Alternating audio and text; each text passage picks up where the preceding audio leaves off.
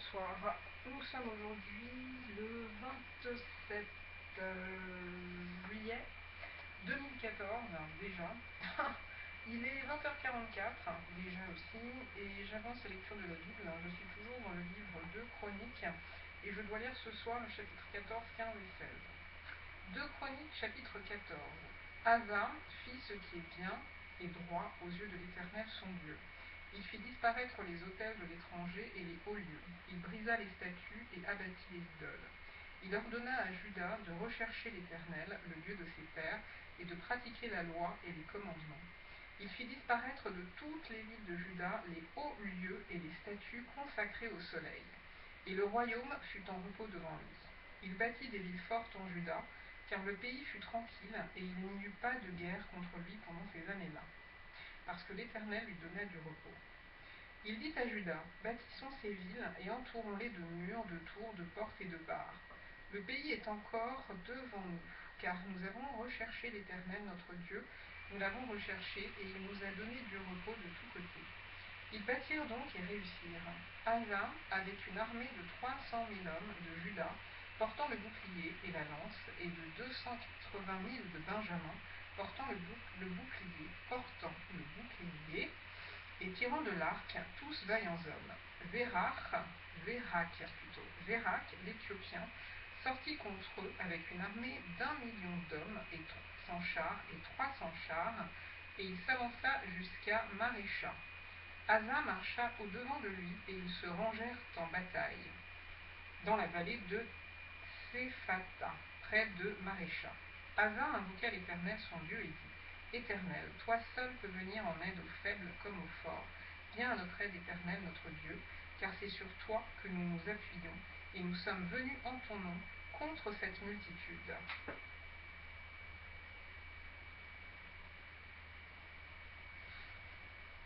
Éternel, tu es notre Dieu, que ce ne soit pas l'homme qui l'emporte sur toi. L'Éternel frappa les Éthiopiens devant Asa et devant Juda, et les Éthiopiens prirent la fuite. Asa et le peuple qui était avec lui les poursuivirent jusqu'à Guérar, et les Éthiopiens tombèrent sans pouvoir sauver leur vie, car ils furent détruits par l'Éternel et par son armée. Asa et son peuple firent un très grand butin. Ils frappèrent toutes les villes des environs de Guérar, car la terreur de l'Éternel s'était emparée d'elles. Et ils pillèrent toutes les villes, dont les dépouilles furent considérables. Ils frappèrent aussi les tentes des troupeaux, et ils emmenèrent une grande quantité de brebis et de chameaux. Puis ils retournèrent à Jérusalem. Chapitre 15. L'Esprit de Dieu fut sur Azaria, fils d'Obed, et Azaria alla au-devant d'Asa et lui dit, écoutez-moi, Asa et tout Juda et Benjamin. L'Éternel est avec vous quand vous êtes avec lui. Si vous le cherchez, vous le trouverez. Mais si vous l'abandonnez, il vous abandonnera. Pendant longtemps, il n'y a eu pour Israël ni vrai Dieu, ni sacrificateur, qui enseignât ni loi. Mais au sein de leur détresse, ils sont retournés à l'Éternel, le Dieu d'Israël. Ils l'ont cherché et ils l'ont trouvé. Dans ces temps-là, point de sécurité pour ceux qui allaient et venaient, car il y avait de grands troubles parmi tous les habitants du pays. On se heurtait peuple contre peuple, ville contre ville, parce que Dieu les agitait par toutes sortes d'angoisses. Vous donc, fortifiez-vous, et ne laissez pas vos mains s'affaiblir, car il y aura un salaire pour vos œuvres. Après avoir entendu ces paroles et la prophétie d'Oded, oh là là, donc depuis le début je dis n'importe quoi, l'Esprit de Dieu fut sur Azaria, fils d'Oded. Verset 1. Et je redescends au verset 8. Après avoir entendu ces paroles et la prophétie d'Oded, le prophète, Asa se fortifia et fit disparaître les abominations de tout le pays de Juda et de Benjamin et des villes qu'il avait prises dans la montagne d'Éphraïm. Et il restaura l'autel de l'Éternel qui était devant le portique de l'Éternel.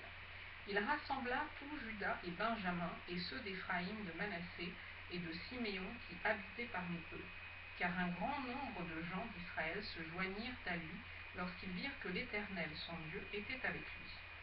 Ils s'assemblèrent à Jérusalem le 3e mois de la 15e année du règne d'Asa. Ce jour-là, ils sacrifièrent à l'Éternel sur le butin qu'ils avaient amené 700 bœufs et 7000 brebis. Ils prirent l'engagement de chercher l'Éternel, le Dieu de leur père, de tout leur cœur et de toute leur âme. Et quiconque ne cherchait pas l'Éternel, le Dieu d'Israël, devait être mis à mort, petit ou grand, homme ou femme. Ils jurèrent fidélité à l'Éternel à voix haute, avec des cris de joie et au son des trompettes et des cors. Tout Juda se réjouit de ce serment, car ils avaient juré de leur cœur, ils avaient cherché l'Éternel de plein gré, et ils l'avaient trouvé, et l'Éternel leur donna du repos de tous côtés.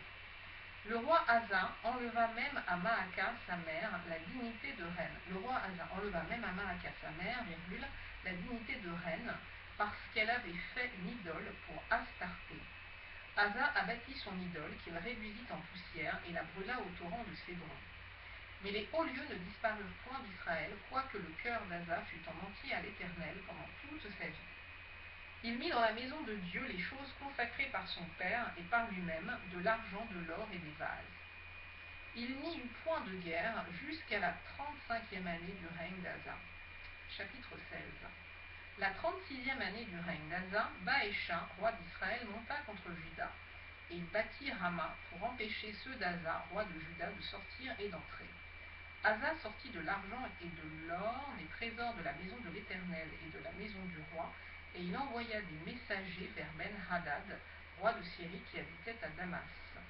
Il lui fit dire qu'il y ait une alliance entre moi et toi, comme il y en eut une entre mon père et ton père. Voici, je t'envoie de l'argent et de l'or.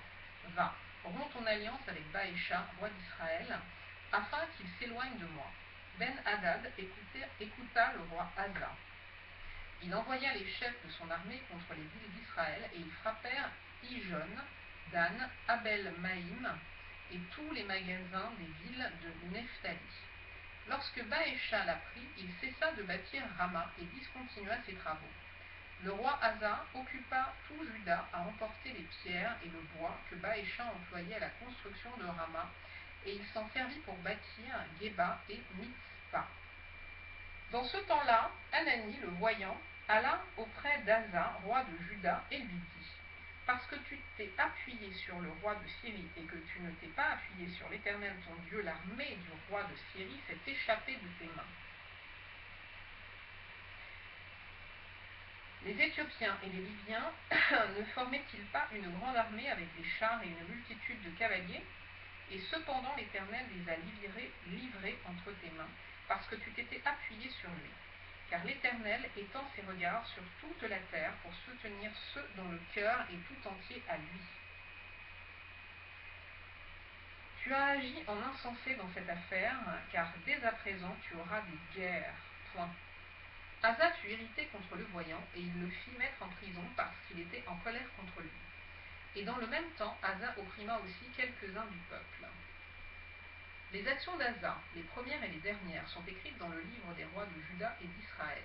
La 39e année de son règne, Asa eut les pieds malades au point d'éprouver de grandes souffrances.